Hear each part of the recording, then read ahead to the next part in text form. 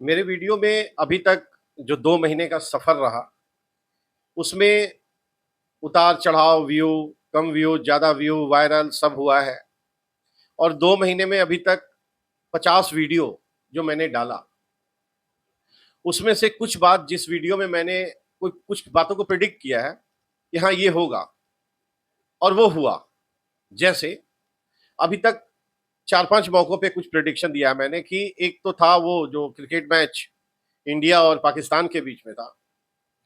उसमें मैंने कुछ प्रेडिक्शन दिया हुआ था, बिल्कुल वही हुआ। इंडिया पाकिस्तान के बीच में मैच को लेके कहा था मैंने कि पाकिस्तान अगर बैटिंग किया तो 150 के आसपास का स्कोर करेगा। उसमें मेरा एकदम लाइन स्पष्ट है कि अगर पाकिस्तान पहले बैटिंग किया तो 150 के आसपास का स्कोर करेगा और वाकई 146 पे वो लोग आउट हुए। 146 का इंडियन टीम को टारगेट दिया और खैर ये तो एकदम नॉर्मल सा प्रेडिक्शन था कि इंडिया जीतेगा, वो चाहे किसी भी स्थिति में हो। वो इंडिया जीता और बहुत रोमांच वाला मैच था वो। और उस वीडियो को लगभग 7,000 से ज्यादा लोगों ने देखा और उस दिन तक मेरा जो सब्सक्राइबर थे, मेरे परिवार के सदस्य मात्र 145 या 140 के आसपास थे और उस वायरल वीडियो के बाद वो संख्या बढ़ के लगभग 265 के आसपास पहुंचा। बहुत लोगों ने सब्सक्राइब किया मेरे उस चैनल को, उस वीडियो को देखने के बाद। अभी इस बीच में कुछ और भी प्रेडिक्शन किया मैंने, जैसे कि चिराग पासवान को लेके बहुत रूमर उड़ रहा था, क्या होगा, नहीं होगा, किधर जाएंगे, एनडीए टूट जाएगा। तब मैंने एक वीडियो बनाया था कि वो रामविलास पासवान के बेटे हैं जिनको कि मौसम वैज्ञानिक कहा जाता था। चिराग पासवान कहीं नहीं जाएंगे, कुछ नहीं होने जा रहा, वो यहीं रहेंगे। सच हुई बात। दूसरा जो सबसे बड़ा प्रेडिक्शन था कि चिराग पासवान जो ये सीट लेने का दबाव बना रहे हैं कि हमको 40 मिल जाए, 45 मिल जाए, 50 मिल जाए, बीजेपी एनडीए उनको ऐसा कुछ नहीं देने जा रही है। उनको 30 के आसपास ही रोकेगी। मेरा एकदम लाइन था ये मेरे वीडियो में। आप लोग जाएं, उसमें चिराग पासवान पे बनाया हुआ है और बड़ा क्लियर। और वाकई 29 सीट उनको मिला। अभी कल परसों जब ये सीट की घोषणा हो गई और सब फैसला हो गया कौन कितने सीटों पे लड़ेगा, तो सब लोग बारी बारी से अपना सीट अनाउंसमेंट कर रहे हैं, पार्टियों का लिस्ट दे रहे हैं, ताकि नामांकन के लिए अब ज्यादा टाइम बचा नहीं है।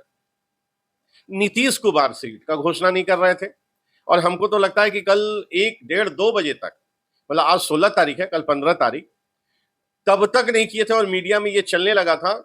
और एक समीक्षक है बिहार के, कन्हैया वेलारी जी, वो तो यहां तक बोल दिए कि नीतीश बाबू फिर पलटी मारेंगे और उसका तेजस्वी के साथ और महागठबंधन में बात हो रहा है और इसीलिए महागठबंधन भी अपने सीटों को रोके हुए है कि अगर एक बार नीतीश जी आ जाएंगे तब फिर करेंगे। फिर वीडियो मैंने बताया कि नीतीश कहीं नहीं जा रहे हैं, कहीं नहीं जाएंगे और इनकी किसी से बात नहीं हो रही, बल्कि रूमर यहां तक उड़ाया गया कि नीतीश जी चाह रहे हैं कि हमको चीफ मिनिस्टर घोषित किया जाए। उसमें स्पष्ट कहा मैंने कि उनके दल के भी लोग नहीं चाहते हैं कि अब नीतीश जी रहेंगे, क्योंकि उनका मानसिक स्थिति, उनका जो दिमागी संतुलन है वो उस लेवल का नहीं है।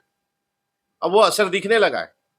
तो खैर वो बात भी सच हुई, कहीं नहीं गए, अपनी सीटों की घोषणा कर रहे हैं। हाँ, एनडीए में कुछ सीटों को लेकर के पेच है, चूंकि चिराग पासवान का एंट्री हुआ, लास्ट टाइम वो लड़े नहीं थे, तो उसको एडजस्टमेंट को लेकर प्रॉब्लम है। तो मैंने उसमें भी कहा हुआ है कि भाई अभी अमित शाह आ रहे हैं, 3 दिन बैठेंगे वो बिहार में, सारे प्रॉब्लम को सॉर्ट आउट करेंगे और बीजेपी अब यहां से एग्रेसिव अपना कैंपेन शुरू करेगी। जो राजनीतिक प्रचार है, सब लोग लंबिया लेट हो जाएंगे। प्रशांत किशोर के बारे में भी मैंने वीडियो बनाया हुआ है, वहां भी मैंने कहा था कि ये प्रशांत किशोर केजरीवाल से भी आगे निकलेंगे और ये बार बार डंके की चोट पे कहते थे कि राघोपुर से लड़ेंगे, जहां तेजस्वी लड़ेंगे वहां से लड़ेंगे। और मेरा वीडियो है कि मैंने कहा था कि ये आदमी कहीं से नहीं लड़ेगा। इनको मालूम है कि पार्टी को खड़ा करने में कई साल लग जाता है। ये दिल्ली और महाराष्ट्र नहीं है कि तुरंत आपको रिस्पॉन्स मिलेगा। बिहार पूरी तरह से अभी भी क्या कहिएगा, जातियों में बटा हुआ है और पिछड़ापन तो है, इसमें कहीं दो राय नहीं है। सच हुई बात। वो इनकार कर गए, तेजस्वी यादव जाकर के राघवपुर से नामांकन किया। अब मीडिया में चलने लगा, प्रशांत किशोर से पूछा जाने लगा, प्रशांत किशोर चिहार दे लेता, नहीं नहीं मुझे तो सबको लड़ाना है। तो क्या तेजस्वी को सबको नहीं लड़ाना है, वो अपने लिए लड़ रहे हैं एकदम। मतलब कहते हैं ना कि ये लोग ना पब्लिक को बकचोनर जिसको बोलते हैं ना, वही समझता है लोग। लेकिन पब्लिक बहुत तेज है, बहुत समझदार है, वो इन सबके हरकतों को जानती है। वो ये भी जानती है कि बड़ी मुश्किल से उस दौर से बिहार लौट के आया है जिस दौर में लोग रात शाम को 6 बजे के बाद निकलते नहीं थे। मतलब घर में ढंग से लोग फंक्शन नहीं करता था भाई साहब खुल के, यदि साला कहीं फंक्शन हो या कहीं पता चल गई, अरे बड़ा माल रख ले बाड़ा, तो कौन बच्चा किडनैप हो जाएगा पता ही नहीं है, पता ही नहीं चलेगा कि पड़ोस में ही दुश्मन बैठा हुआ है। तो उस दौर से लोग निकाल के लाए हैं बिहार को। अब इतनी आसानी से केवल सत्ता परिवर्तन के नाम पे किसी को भी सौंप दे, जी नहीं। और प्रशांत किशोर को देखिए, प्रशांत किशोर को देखिए कि अपने 51 सीट में, आपको मालूम है दरभंगा का जो दंगा हुआ था, भागलपुर दंगा सॉरी, उसमें एक पंडित जी वकील साहब है, उनको टिकट दिए हैं और वो ट्वीट करके पोस्ट करके बताए हैं कि ये आदमी 850 मुस्लिमों का चुनाव फ्री में लड़े थे और उनको दंगा में पीड़ित लोगों की मदद किए थे, मसीहा थे। साले वो दंगा में हिंदू ना परेशान भइल हुई है, हिंदू नहीं मरा होगा, हिंदू पे केस नहीं हुआ होगा। लेकिन लोगों को क्या लग रहा है, पार्टियों को क्या लग रहा है, साला मुस्लिम वोट ही एक मुश्त रहता है और मुस्लिम उसी को वोट देता है, ये कम्युनिटी जो बीजेपी को हराएगा। तो हमको तो बीजेपी के अगेंस्ट लड़ना है, एनडीए के अगेंस्ट में जाना है, तो हमको ऐसा ही कुछ कर। तू लमलेट हो जाएगा प्रशांत किशोर, अब 1990 का युग नहीं है, 2024-25 में बैठे हैं। सोशल मीडिया सिर्फ आप ही नहीं चलाते हैं, सबके हाथों में मोबाइल है, सबके हाथों में कहानी है, तो बहुत मुश्किल है। खैर, आज का ये मेरा वीडियो, बुर्का हो या घूंघट, बिहार चुनाव 2025। स्वागत है मेरे इस YouTube channel Janata Janardan with YKD। आज सोचे कि आप लोगों का स्वागत शुरू में ना करके थोड़ा बीच में करें, एक नए तरीके से करें। पहले कुछ और भूमिका बना लिया जाए, फिर तब आप लोगों से बातचीत की जाए। अब ये टॉपिक देने का क्या वजह है कि बुर्का हो या घूंघट, क्वेश्चन मार्क। तो अभी बिहार का जो चुनाव होने जा रहा है 2025 का, इलेक्शन कमीशन SIR कराया, SIR के माध्यम से वो सारा वोटर लिस्ट लोगों के बीच में दे दिए हैं और जो 7 करोड़ 45 लाख के आसपास ये जनसंख्या है जो वोटर लिस्ट में है, उसमें सभी लोग हैं, घूंघट वाले भी हैं, बुर्का वाले भी हैं।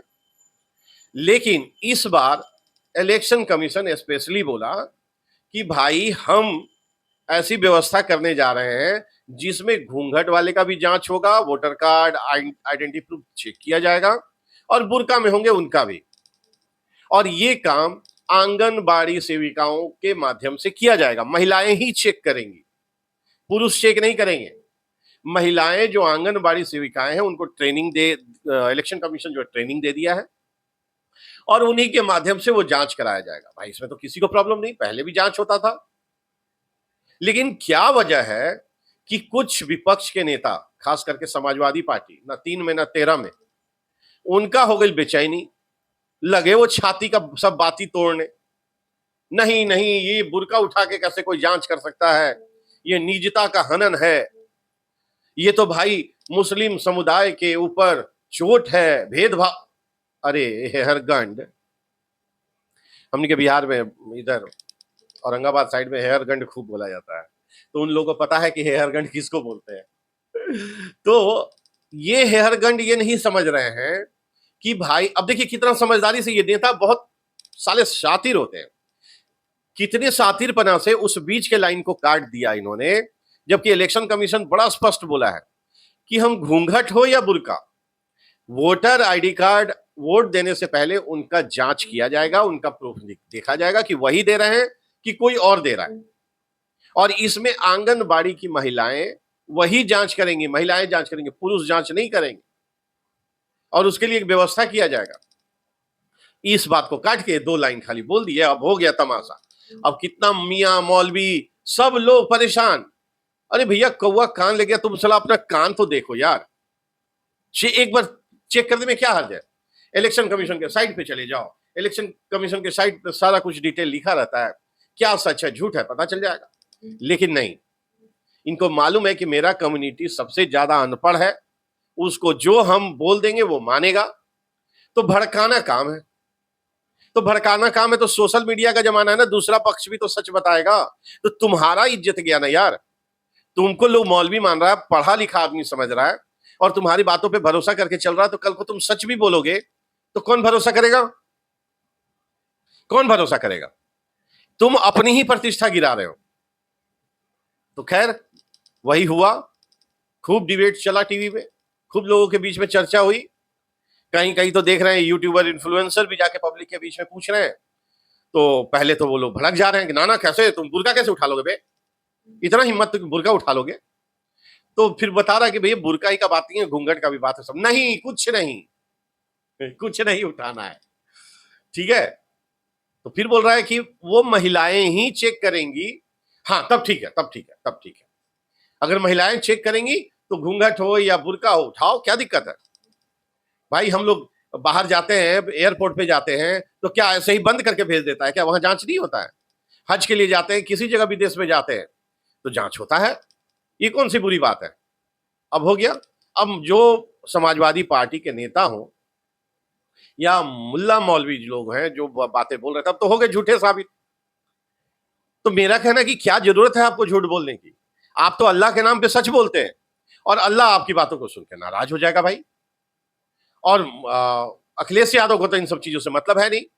आपको परोस दिए, आप उसको मान गए, तो क्यों झूठ बोलना है? आप ये क्यों नहीं देखते हैं जाकर के, पढ़े लिखे आदमी हैं, इलेक्शन कमीशन के साइट पे लिखा हुआ है कि घूंघट हो या बुर्का, सबको जांच करना है। होना चाहिए, आपको तो सहयोग करना चाहिए। मान लीजिए बीजेपी वाला बुर्का पहन करके जा करके वोट डाला है, तब तो आपका वोट चोरी हो गया। फिर आप छाती पीट के क्या करेंगे? तो इससे बेहतर है ना कि आपको भी अड़ना चाहिए। नहीं, इस साले बीजेपी वाले बहुत तेज हैं, ये सब उन्हीं का चाल है। हम लोग सबकी जांच कराएंगे, किसी को बगैर जांच किए हुए नहीं जाने देंगे, ताकि सही वोटिंग हो और सही लोगों को लोग चुने, ताकि बाद में ये ना कर सके वोट चोर गद्दी चोर, बल्कि ये नारा लगने लगे झूठ बोल, झूठ बोलने वाले मुंह चोर। झूठ, देखिए कितना बढ़िया जुमला बन गया आप लोग से बात करते करते। झूठ बोलने वाले मुंह चोर, अब की बार मुंह तोड़। अगली बार अगर झूठ बोले कि ईवीएम हैक हो गया और वोट चोरी हो गया, तो मुंह तोड़। देखिए कितना ये लोग विपक्ष बिखरा हुआ है। प्रॉब्लम जहां गठबंधन होगा वहां सबको होगा। एक घर में 4 भाई बहन है, उनका विचारधारा अलग है भाई। तो ये कोई गलत बात नहीं है कि सीट को लेके आगे पीछे हो रहा है, ठीक है। सब पार्टियां चाहती हैं कि मेरा एक्सपेंशन हो, मेरा हमको ज्यादा सीट मिले। लेकिन आज 16 तारीख लगभग 11 बजने को आया, अभी तक राष्ट्रीय जनता दल, कांग्रेस कोई भी अपने सीटों की संख्या कंफर्म नहीं कर पाए और ना ही अनाउंसमेंट कर पाए। और कल है लास्ट डेट, आज है थर्सडे, बृहस्पतिवार 16 तारीख, और कल 17 तारीख शाम 5 बजे तक आखिरी टाइम है। अब देखिए कितना भागा दौड़ी होगा। मतलब जिसको टिकट नहीं मिला, ये पार्टी सिवाय रोने देने के और कुछ नहीं करेगी। मतलब यहां तक नहीं छोड़ेगी कि जा करके थोड़ा जन स्वराज को बोले कि सुनना रे भाई, हमको टिकटवा दे दो, तुम्हारा तो जमानत जब्त हो जाएगा, हम कम से कम ला देंगे तो कुछ इज्जत बचेगा, 10,000 वोट ला देंगे। अब प्रशांत किशोर भी बैठे हुए हैं कि हाँ जाने दो, हम घोषणा कर दिए तो क्या हुआ, हम बोलेंगे ना अपने दल को, ए तुम सीट छोड़ दो जी, इनको देंगे। और उसके बाद तोड़ाई होगा, प्रशांत किशोर का भी तोड़ाई होगा। खेल समझ रखे हैं बिहार चुनाव को, उनको समझ में आ जाएगा। मुंह सूख गया प्रशांत किशोर का, सब चेहरे का तेज खत्म हो गया। जबकि अभी एनडीए का ढंग से प्रचार शुरू नहीं हुआ है। अभी तो मोदी जी का और योगी और अमित शाह और सब लोग का फायर ब्रांड घुसना बाकी है। छितरा देगा लोग। हम तो 145 160 का प्रोडिक्शन कर रहे हैं। हमको तो लग रहा है कि जो हालात बन रहा है, कहीं 160 का आंकड़ा तोड़ करके कहां जाके रुकेगा पता ही नहीं है। हो जाएगा कि हाँ हम भी फेल हो गए, जो आंकड़ा दिए नहीं वापस, साले तुम लड़ो तो सही, तब तो सही या गलत होगा। चलिए वीडियो लंबा हो जाएगा। आप लोग वीडियो को खूब पसंद कर रहे हैं, लाइक कर रहे हैं, सब्सक्राइब कर रहे हैं। 14 नवंबर तक मेरा आप सब लोगों से रिक्वेस्ट है कि खूब सब्सक्राइब करें, मेरा हौसला बढ़ाएं, और कम से कम 500 का एक सब्सक्राइबर, 500 लोगों का परिवार हम लोग का बने, ताकि उस दिन जो मेरा प्रेडिक्शन होगा वो आप लोग भी कहेंगे कि हाँ नहीं भाई, जनता जनार्दन विद वाईकेडी के साथ जो भी वो पॉडकास्ट किए, प्रेडिक्शन किए, जो भविष्यवाणी किए, वो सब सच होता है, हवा हवाई बात नहीं है। चलिए बहुत बहुत धन्यवाद, थैंक यू।